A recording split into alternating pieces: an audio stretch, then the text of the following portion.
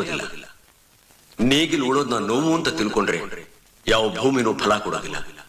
ಹಾಗೆ ತಂದೆ ಬೈಯೋದ್ನ ಮಗ ತಪ್ಪು ಅಂತ ತಿಳ್ಕೊಂಡ್ರೆ ಯಾವ ಮಗನೂ ಮುಂದೆ ಬರೋದಕ್ಕೆ ಸಾಧ್ಯ ಆಗಲ್ಲ. ನಮ್ ತಂದೆ ನನಗೆ ಜನ್ಮ ಕೊಟ್ಟಿದ್ದಕ್ಕೆ ತಪಸ್ ಮಾಡಿರ್ಬೇಕು ಅಂತ ಎಲ್ರೂ ಹೇಳ್ತಾರೆ. ಅದೆಲ್ಲ ಸುಳ್ಳು. ಅಂಥವ್ರ ಮಗನ ಹುಟ್ಟೋದಿಕ್ಕೆ ನಾನ್ ತಪಸ್ ಮಾಡಿದ್ದೆ.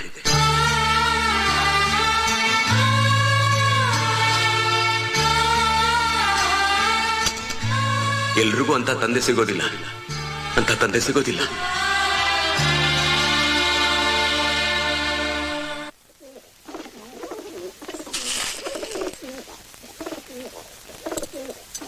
ಅಬ್ಬಾ ಅಬ್ಬಾ ಅಬ್ಬಾ ಅಬ್ಬಾ ಅಬ್ಬಾ, ಅದೇನ್ ಜನ, ಅದೇನ್ ಚಪ್ಪಾಳೆ. ಎಲ್ಲಿ?